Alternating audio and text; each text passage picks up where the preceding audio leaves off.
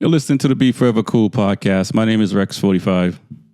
My name is TJ with 2 L's and coffee. Man, what a crazy few weeks between MotoGP, World Superbike, Moto America. Let's jump right into it.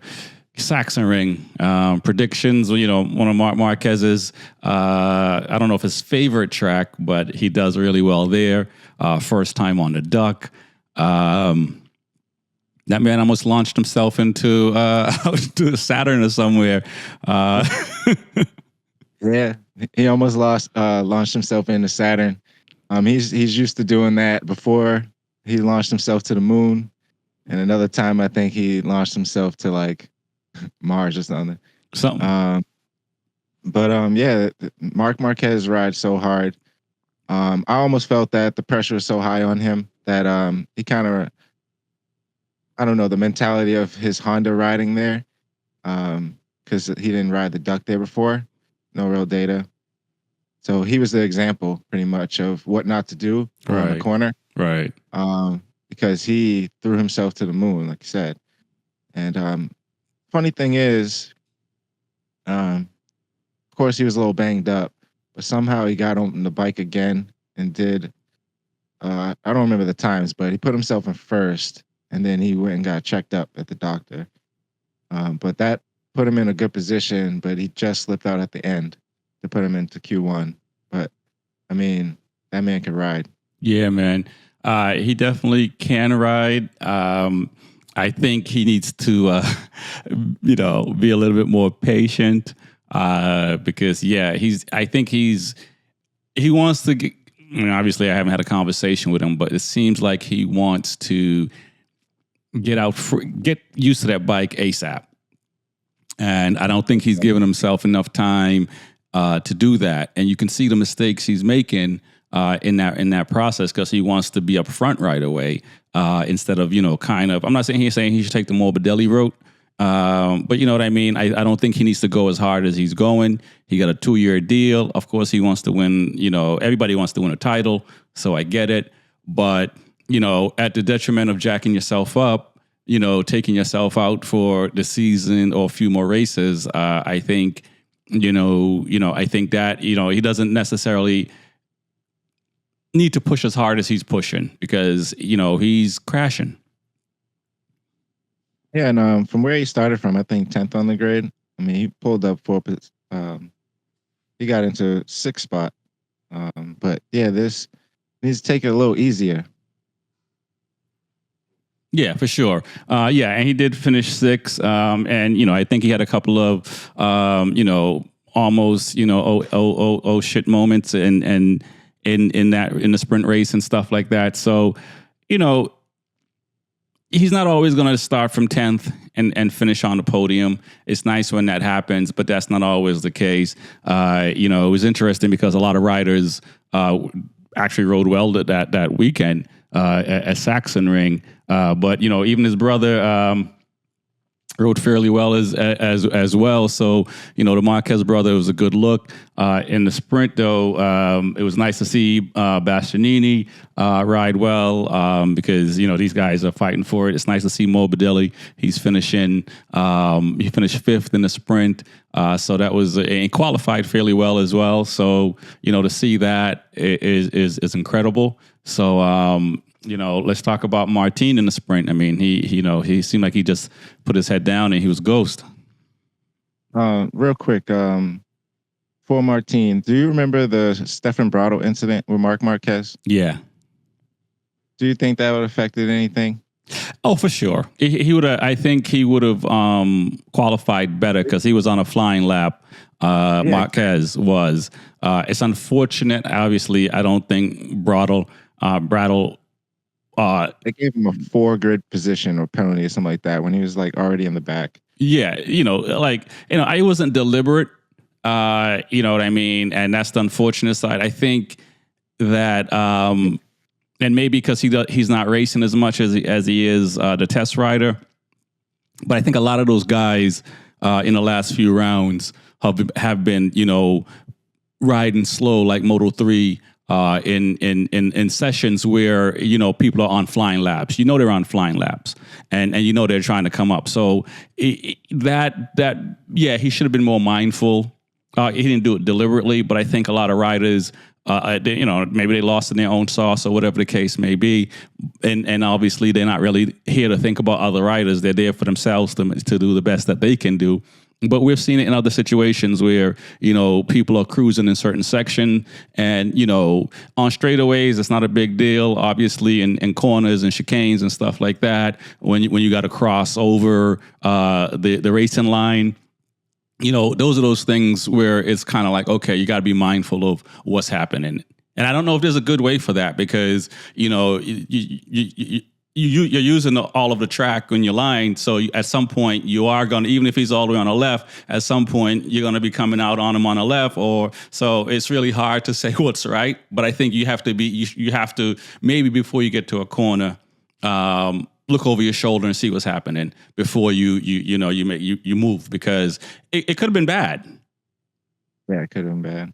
Or you can just keep pushing, man. You ain't got to slow down like that. I mean, it could have been anyone else, could have been another rider, not Marc, but it's just an unfortunate situation, which was costly, I say, for Marc for getting into P2. Correct. But we've seen it happen to Bagnaia. I mean, we've seen it to happen to other riders as well. So Jack Miller, so it's something that is happening, and obviously these guys, the officials are handing out grid penalties and stuff like that. So hopefully that will change.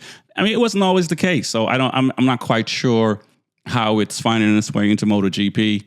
Even when, they're looking for a tow and stuff like that, even that, it's kind of like, it's a bit, I mean, obviously we used to see Marquez do it only, but now it's like 5-6 riders, waiting for a tow for a few riders. And, it's not good for the riders that are quick, right? Because now this is something that you have to think about. And not only that, we've seen it happen with Vinales when somebody got a tow. It might have been last season, and Vinales either crashed or he missed out, but the person behind him, I think it was Marquez, Marc Marquez, got a higher grid position. So, hopefully, the officials will continue to just hand out penalties and stuff like that until these guys get it right. I know it's difficult when you're on a Honda. I think when you're on a Ducati, I think if you're on a KTM, I think if you're on a Aprilia, you shouldn't be looking for a tow. For sure, I agree with that. You definitely need a tow. Well, you don't, but it's a strategy. But you got to do it at the right moment. Like you say, some riders don't like it. Pecco hates it. Right. Yeah. It's over. No, it is because he usually doesn't. He's not looking for a tow. You know what I'm saying? Jack Miller's not looking for a tow. These guys, regardless if they're struggling, they're not looking for a tow.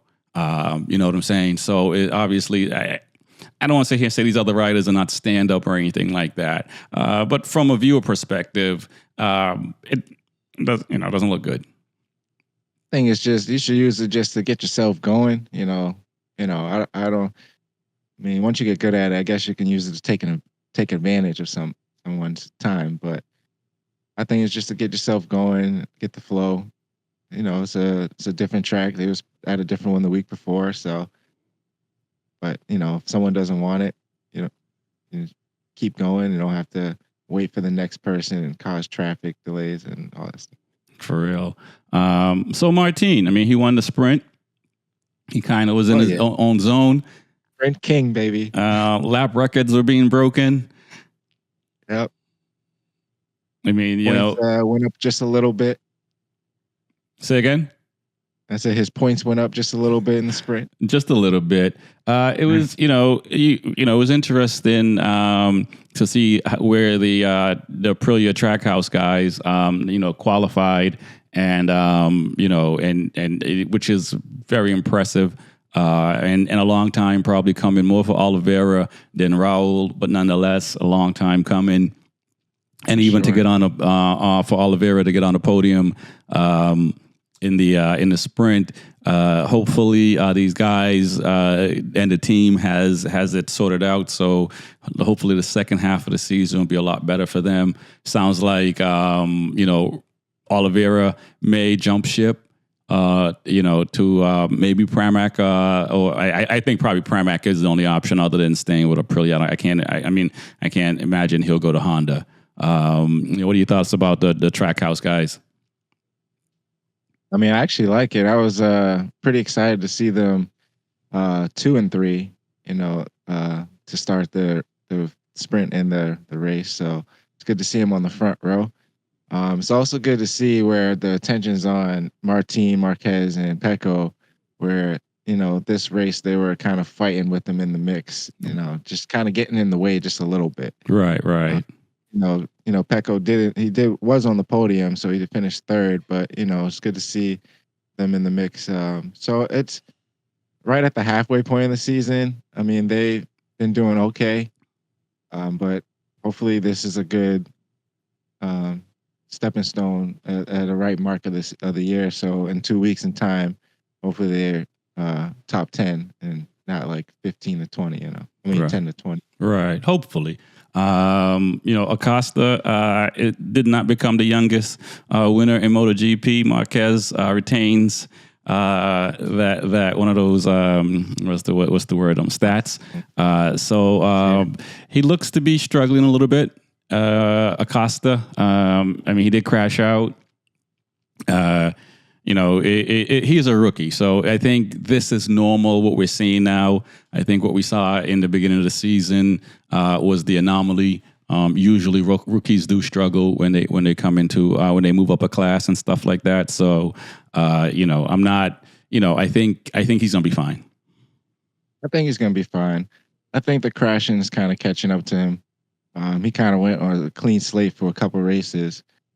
Even the top guys in practice, they're crashing. So, they're figuring things out.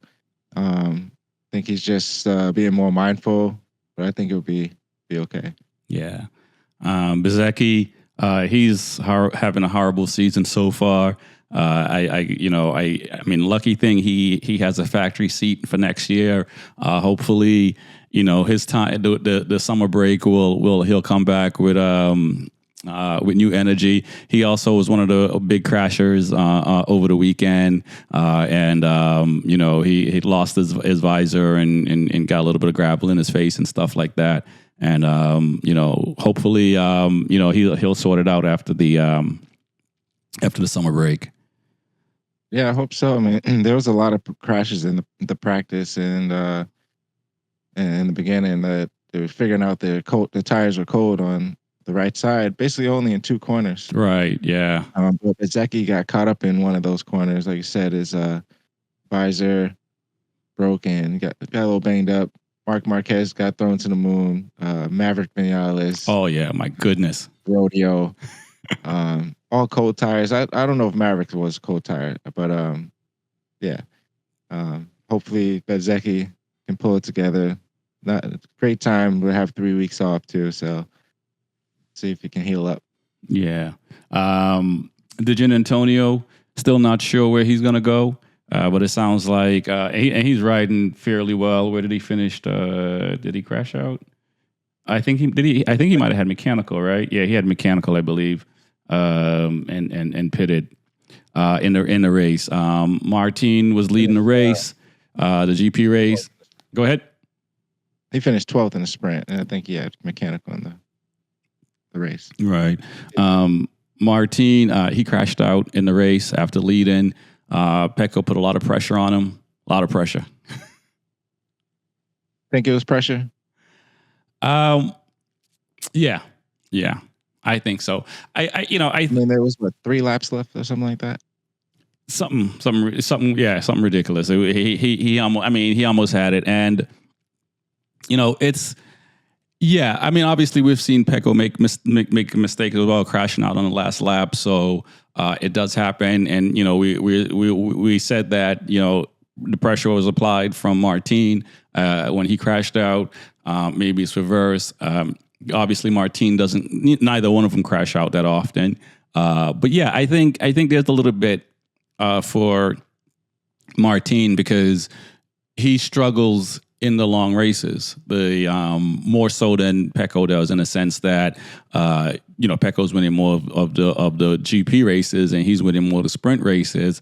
I don't know if it's nerves. I don't. He seems to manage the tire well, so I'm not quite sure what it is. But in the sprint races, he has no problem for half the distance of the full race. He generally can hold it together. And so, in this instant, before he'd gotten passed or whatever the case may be, and this time, he crashed out. And did he also give up the championship lead? Sure did, and by a good margin. Not a big margin, but right. I mean, being up 12 or up 15, now down 10, something like that. Yeah. So that's not too bad then. Even if he wins a sprint and Pecco don't, he's still down. He's a sprint king, like you said. He needs to get that. He needs to get those full race wins. Yeah, but I thought it was there was some pressure involved, but he had a good half a second or more over Pecco. Right. I mean, Pecco kind of already was like, all right, I'll take second. Well, in the press conference, he said, if Martin didn't crash out, it might have been one of the best battles in history. So in Pecco's mind, he felt like he had more tire underneath him. And he also felt that, said that it looked like Martin was pushing more than he needed to. And that's why he was just kind of like, okay. And so, it would have been interesting to see, but I think he felt like he had what it takes to battle with him. So unfortunately, we won't know. Being down 10 points and going into a summer break after doing well, I mean, that has to be, listen, man, if it was me, I'm pulling everything off the walls. My team made history, He crashed out. He gave Marquez another second place. Right, yes. He did do Alex that. Marquez a podium. He got brothers on the podium. They had a whole fabulous time. It was like Martin made history. Yeah. I guess he did when you look at it that way. So, yeah, I feel bad for him in that sense. Hopefully, he's taking the summer break and gathering it back together because it's not over. And honestly, he just, either one of these guys at this point and after the season, they really just got to ride smart and manage the points and that kind of thing. Obviously, it's hard to say over the course of a series, but none because you always want to win. But they're gonna have to start riding and smarter if they want to, and more so Martin than Bagnaia, because Bagnaia he usually makes all his mistakes at the beginning of the season, and so far after the summer breaks in the last 2 seasons, he's been pretty much right there. And fewer mistakes are made, so I suspect that's going to happen with him. Now Martin need to do the same thing. Now. It's such a great year. So I was I think I talked to you about this too, but Pecco's championship, like when Fabio won his, the following year he was winning, Pecco came back down points to win, got a championship. The next year, Martin was winning for half of the year. He came back, won a championship second. So now this is his third one. Well, not his third, but he's fighting for his third one. He was losing again. Martin's winning now. He's come back to take the lead. I haven't seen Pecco with the lead with this many races to go. Do you think Martin will have a stronger fight being down points, being the chaser, and not being the leader, and vice versa with Pecco, because Pecco is used to chasing down, and you think he'll just run away with the lead as the second half of the season being his strongest? Well, last season, I would say, I would have a different answer than I'm going to give you right now. I think the problem with the coming back after the summer break is going to be Mr. Marquez, Bastianini, maybe even Digin Antonio. I don't know if Alex Marquez is a one-off in this situation. I'm sure Aleix also wants to do some things. Vinales wants to do some things. So I think these other riders are going to take points away from Bagnaia and Martin. So I think that's the thing. These guys are riding much better, more consistent than last year. And so, Bastianini has nothing to lose. So he he doesn't care about anybody else's points but his own. Right. And I think for him, he's going to continue getting better as the season goes on. So I think his qualifying will get better. And once his qualifying get better, even if his qualifying doesn't get better, we see he can get to the podium, or at least close to it. So, and in some cases, I think other people may make mistakes, but I think his qualifying will get better. Obviously, I think Marquez's qualifying will get better, and I think if Brattle didn't jack him up, I think he would have done better. As well, but he was also hurt really bad as well too. So, we'll see how that goes. But I think for Marquez coming back, he has the most seat time he has had on a duck. He's had some time to step away to analyze. Sometimes when we do things every day or often, we don't see or we don't feel as comfortable. But sometimes when we step away for a week or some days or whatever the case may be and come back, all of a sudden, our body almost remembers these things. Our muscle memory remember these things, and so when we get back out, it's a little easier. So I think Marquez, is going to throw a wrench in that plan between Bagnaia and Martin. And like I said, I think Vinales is there. Dijan Antonio, Aleix, Bastianini, and I mean, who else can we throw into the mix there? Brad Bender is possible. You know what I'm saying? So like I said, it's going to be interesting, definitely for sure. So I'm looking forward to it. But yeah, in other words, if it was just those two, and I mean, and anything can happen, right? But if it's just Bagnaia and Martin, I think that Pecco is just, he's cooler, he's smoother.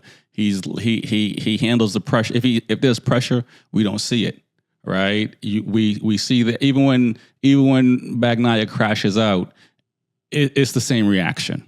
You know what I'm saying? It's not over. He's not throwing his hands up. He's not doing all these things. It's just I think he almost he knows the mistake he made and he knows he has to adjust and he moves on.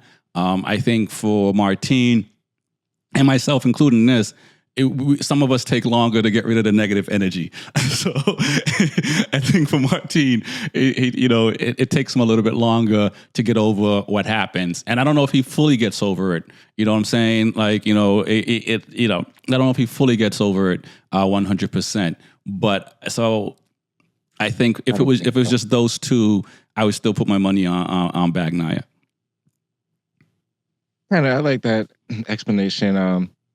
I do know from here on out, well, anything can happen, but in Martin's sake, got to ride perfect for the rest of the year. Yeah. You can only shoot for first place or second pretty much. With all those riders being said, shooting for an end of the year milestone for themselves, I just say Aleix is retiring, so I'm sure he probably wants to be on the podium. You got riders that still don't have a seat that need to perform well. You got, in general, just riders who want to just have a better second half of the season. So, yeah, there's a lot at stake. But for Martin chasing now, I haven't seen him, like, if that helps him, Right. Like I said, it's hard being up front, especially for a whole season. That's a tough task. So we'll see. Yeah, oh yeah, definitely. Can't wait. Shout out to Joe Roberts. He came out and raced. These guys are warriors. They're extraordinary. I think that he's third in the championship. I think he did enough to limit the damage. Garcia still got 147 points. Ayaguru got 140. He got 123. Ferme's down in the 108. I mean, if he wants a chance for this title, Ferme Aldeguer, he definitely needs a better second season for sure. Fewer mistakes, almost no mistakes, because Garcia, Ayaguru, and Joe Roberts, they're not playing. You can tell that these guys, they're all business. They're making few mistakes, and when they don't finish on the podium, they're still doing well enough. And so it looks like it was nice to see Jake Dixon up there, for sure, because he's had it tough for a long time. But at the moment, the championship is really between the top three guys. I'll throw Aldeguer in there because he can ride. You know what I'm saying? So he does have to. I wouldn't be surprised if he won every race going forward till the end of the season. He's one of the few riders that can probably do that in Moto 2. And you know what I mean? And from what I can tell so far, because a lot of times when he's lost, it's mistakes he's made, whether he got penalties, whether he's crashed, or whatever the case may be. It's not because other riders was riding faster than him. Right. I mean, he did crash out one race this year for a long lap penalty, I think, and he crashed out going through the long lap penalty, and he's received a couple of those this year. Right. Different tracks. So, yeah, like you said, it's kind of on him. If you just straighten that up, I think Aldeguer can definitely step up from 108 points to catch up to the 147 Garcia right now. Right. I completely agree.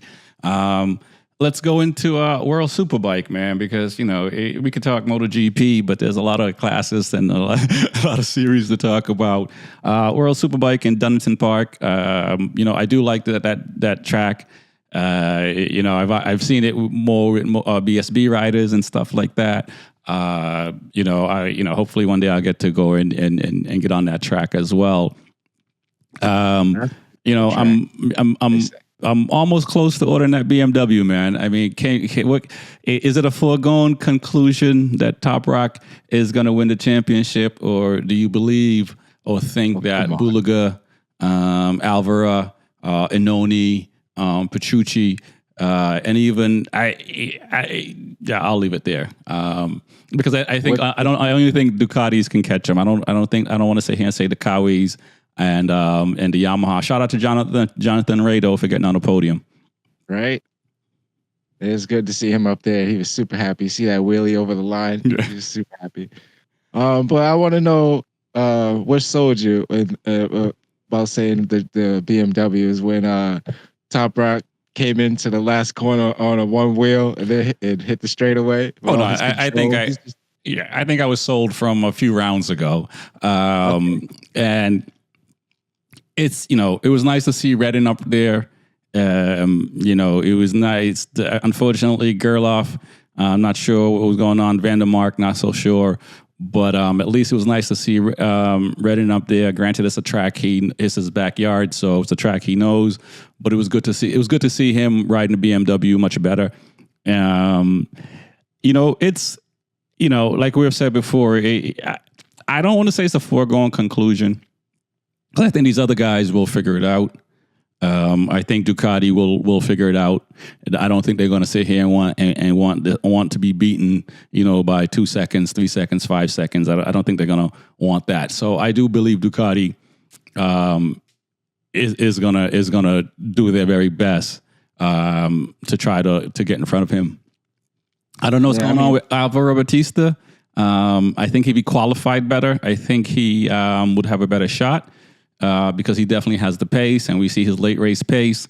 So I do believe I think he could still beat Top Rock. So he did it last year. He did it the year before. Granted, he was on a different bike, but nonetheless, the BMW is really fast. But am I going to sit here and say it's that much better than the Ducati? No. Not at all. I mean, the BMW is catching the Ducati as far as horsepower and stuff like that.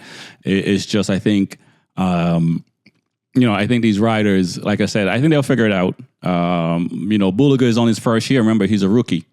And so it's not, he granted, well, no, he's a rookie in World Superbike, where Top Rock is on his first year on the BMW. So they both on new machines, but nonetheless, I think he's going to come into his own as the season goes on. So I won't say it's a foregone conclusion that he's going to get it.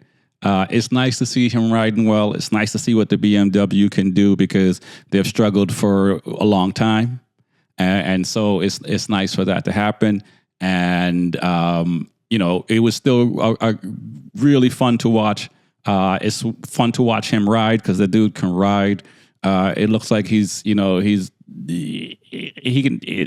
Like he's riding a tricycle out there, you know what I mean? The way he can make that bike turn and that bike be all over the place, and he's all under control, and it looks like he's having fun. Exactly. It is exciting to see, but no, I don't think it's a foregone conclusion yet. Man, the rumors that he was going to MotoGP, I knew that was over because like the way he's performing first year on BMW, why would you let him go?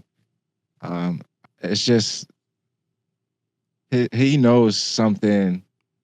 Well, his feel with the bike, like it's just a higher level than the riders as we see. His control, his they just have no fear, and then he's just to come on a new manufacturer and have 3 other teammates and just pretty much outdo all 3 of those guys, right. And they can't even understand why when they run the same setup. And for Donington Park being a physical track and that type of bike is just impressive for him to start out on the Super Pole. I think he didn't get a great start, so he was just setting back.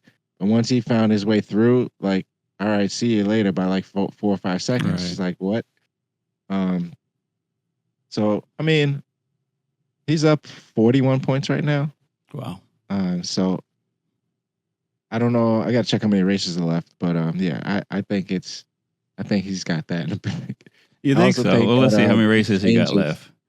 I think these changes this year is affecting Alvaro. You know, they added weight to his bike, a couple other changes. So, you know, I think his pace is down just a little bit. Right.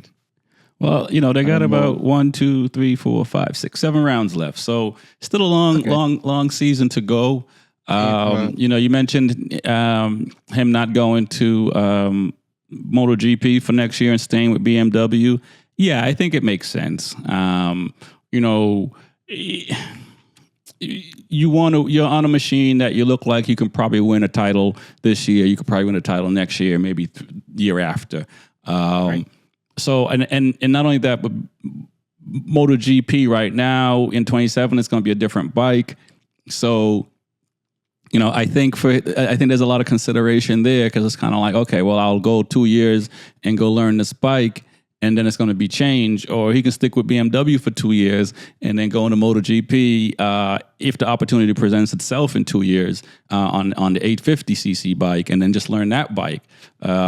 So, you know, and like I said, he's winning at the moment. I think if it was a different scenario, you know what I'm saying, he might be like, but the fact that he's winning and he's enjoying what he's doing, you know, and BMW might be saying, hey, next year we'll give you the bag. Like, we'll give you the bag because obviously for BMW, like I said, you know, they've been at the bottom of the pile. You know, I mean, I think 10 years ago was the first time they led the championship back then. I don't even know if they won one, but so for them right now, this is like Ducati a couple of years ago when Alvaro started winning, right? Because before that was Jonathan Ray Cowie for 6 years, then the Yamaha. You know what I'm saying? And now Ducati has had a taste for 3 years. Well, this is year 3. You know what I mean? So I think BMW wants that, and I think BMW would match whatever MotoGP will offer him just to keep him, because obviously the titles, the championships, you know, you can't take those away from manufacturers, right? So I think BMW is going to do everything to keep him. I hope so. I mean, we'd love to see him in MotoGP, but when you go watch another race series, who wants to see another superstar? So, I mean, he's in a good fit. I mean, why not? If you're on top, you know, I don't want to say it's like compared to club racing when they say when you're winning an amateur, stay an amateur. Right. You go to expert, you're going to be in the back. So, I don't know. I don't want to compare it to that, but that's how I see it. Just like, man, just win your championship if you can. You're having a great year. Right. And help improve the bike. I'll give you one better since we don't want to compare it to club racing. And I'm not picking on Cameron Bobier, but you look at him when he was in Moto2 and now he's in Moto America Superbike, right?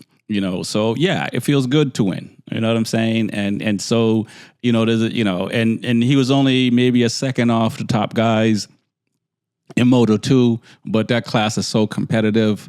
So and the podium was so far away for him. Where obviously in Motor America, he's home, he's having fun, he's getting on the podium. He can fight for a title. All those, I don't know if there's a part of him that might say, "Hey, I wish I was still in Moto 2," but yeah, definitely, we all we want to win, and so when you've been in a situation where you're struggling or you're at the back, you're not even struggling. It's just, a half a second, could be a difference of 10 places. So, you know what I mean? And then to get in a situation where you can be up front all the time. And we've seen it in other riders that's gone from Moto America, Superbike down to the middleweight class and stuff like that. It's good for the psyche to win. Yeah. Isn't that crazy though? You can you get off the grid and you be like, what? I placed 17th? And you're like, all I need is a half a second and I could be in 7th. Yeah, exactly. Right. What? A half a second? Where do I find that? It's not even a lot of time. Yeah, not a lot at all. So, yeah, I will say though, the series is exciting to watch. So I'm happy about that. I can't wait for the next round, which looks like it's going to be this weekend in Czech Republic. So I'll be up watching World Superbike. But Annoni in the race on Sunday, he looked like he was struggling with arm pump issues because, as you mentioned, Donington Park is a physical track. I was surprised to see Annoni struggling. Yeah, I guess we was suffering with arm pump issues, and this track is really physical. I mean, there's barely any straightaways, it's just always left to right. But where's Annoni? He's in 6th place right now. I mean, he had a great start to the year, and just it's hopefully he can recover from that going into this next round. Yeah, I even heard rumors that he may go back to MotoGP. They need to stop with all this. I know. 4 years is a big difference. What's that? I said 4 years of being out of MotoGP is huge. And I do believe that, well, I don't know. I think there are other riders in MotoGP. I think should have a seat in MotoGP before Annoni. He can get up to speed right away, but I don't think he was using all the electronics that's in MotoGP right now. Not to say he's not capable of getting up to speed with that stuff. Maybe on a Yamaha or a Honda, I can see it, but I don't know why he would be on a Ducati or Aprilia. KTM is already all set, so. I mean, yeah, these rumors. Them spread in. Yeah, yes, one goes out, another one comes in. Yeah. Before we get out of here, let's talk about the WCR series. Anna Carrasco, she won one. Listen, man, it's fun to watch. It is fun to watch. I wish they were on, middleweight bikes, whether Triumph or Yamaha or whatever, because obviously they can ride those bikes and have rode those bikes. So the twin class is a little bit slower. So I think that's the only downside. But man, the race 2 was fun to watch. Race 1 was fun to watch, but race 2 was nice because the battle. Anna Carrasco was doing everything to get in front of Maria, and the last lap she was able to, but she couldn't hold it, and that's some riding, bro. Yeah, she tried to pass her in the last corner, but I think she went in too tight or something like that. I just couldn't hold it. But these girls are battling. Maria Herrera, Anna Carrasco. Sanchez, I forget her first name, but her last name is Sanchez. Sarah Sanchez. It's just I don't know. Like I said, I just like seeing them battle in the corners and just just the way they're pushing. It's just you could tell they got the lines down and all that. It's just very competitive within their group. Um, there's also some riders that don't like each other. I know. I know. There's a couple beefs in there. Not to talk about the Mallory Dobbs, having a very tough season. And she had a very tough weekend at Donington Right. Park as well, with somebody bumping her in the first race, crashing out, and finishing. She was able to finish, but no points, and then crashing out the second race. But yeah, so it's like the fight between these girls is really cool to watch, and just seeing the top three right now. Hopefully, they don't run away with it and leave the rest of the pack. I think they might run away with it this year. I think so next, too. yeah, I think it'll be more competitive next year as far as more riders, and it's because these riders haven't been on a world stage. So these tracks are new for a lot of these riders, the female riders and stuff like that. So I think next year, I think that will be a better, it'll be more, it'll be closer, I think. So, and, for Anna Carrasco and Maria, they've had the luxury, they've been fortunate to be in the MotoGP series, in the World Superbike series, granted Moto E, in the MotoGP series for Maria, and well, she was in MotoGP. She won the She won the 300 Super Sport Series in World Superbike in 2018. So she's already a champion in that series, and then have been riding both series in Moto 3 and in the 300 class or the 400 class. And so, because of that, I think they're the favorite, and you see that. So I think when these other riders get the same experience, it's going to get closer. And I mean, and you think about riders that haven't made it. You think about Kayla in here, who's 17. She must be eyeing that. You know what I'm saying? To see if she can get on that, and she should, because in Moto America, man, she's riding really fast. She was awesome at Laguna Seca. So and she's on a V2. You know what I mean? Saying 155 horsepower, detuned a little bit, but nonetheless. So and she's running top 10. Got on the podium already twice. So I think the series is only going to get more competitive as it goes on, and I'm looking forward to that, man. Yeah, not to come back to Kayla, but we was watching her when she was before the age she is now, Yeah, like 13 or something like that. I know. And when the season was off, she was like, all right, I'm testing the 600. I'm like, what? Already? Yeah. And like, she did really well. And then I'm like, wow, this girl's like 14 and 15 already on 600s. And going into Moto America, she went from the Twins Cup class and then jumped to the Super Sport. Not the Twins Club. Yeah, she was in Twins. She was in Twins last year. Yeah. And then she jumped to Super Sport this year. Oh.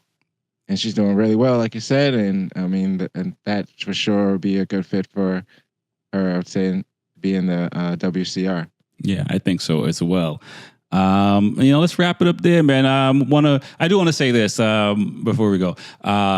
We have a poll question on our YouTube page, and there was talking about rumors. Do you think that Lewis Hamilton should buy Gresini?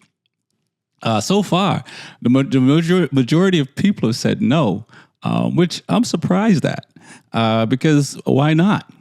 I think it'll be good for MotoGP, and Lewis Hamilton. He has a lot of money, so and he knows how to race. So we probably should have said, comment below the reason why you say no, because I'm curious why they wouldn't want Lewis Hamilton own unless they just want Gresini to stay in MotoGP. I can see that, but I don't know if it's like a stay in your lane type of thing. Like, all right, you're in four wheels, man. Like, stay over there. I don't know. And also, maybe it's because the name. If it could have been a name that has never raced, is just a known person or someone has money, they might say, sure, let's test it out. But for someone who has money and into racing and is a known figure, they're probably just like, man, hey, But I have no idea. But why not? Yeah, no doubt. I Why mean, not? I'm Indeed. sure somebody else would try to contribute to like, hey, let me help improve this, and he's just getting something started. I say. No. Even Marc Marquez said he threw out the rumor too that he was gonna buy some another team out for F1. I think. Yeah, exactly. It's like, why not? No doubt. I want to thank everyone for liking and subscribing, and continue to do that. We appreciate it. Thanks for all the support. Definitely check out B4evaKool.com. We got a lot of information out there. We got gear out there that you can get. So definitely go to B4evaKool.com. I want to shout out Full Gas Products. Go to fullgasproducts.com. Use the B4evaKool 10 discount code, so you can get a nice little discount on products you might want, a need for your bike, track bike, street bike, whatever. Shout out to Workbench Technology. Go to Workbench Tech, connect with them, and any IT issues you have, Workbench Tech got you. And last but not least, go to HamdenYard.com and get your latest gear from HamdenYard.com. What's going on there, man? Hey, man, we're going to be watching some World Superbike this weekend. Round 4, Neymar Club Racing is this weekend. So a couple days I'll be heading up to get some time on the track. So nice. I'm excited. But yeah, I want to shout out Woodcraft Tech, for helping me out, and J&G Performance, Official Vortex, and Hideaway RV Rentals. No doubt. My name is Rex45. My name is TJ, 2 Wheels and Coffee. Peace. Peace.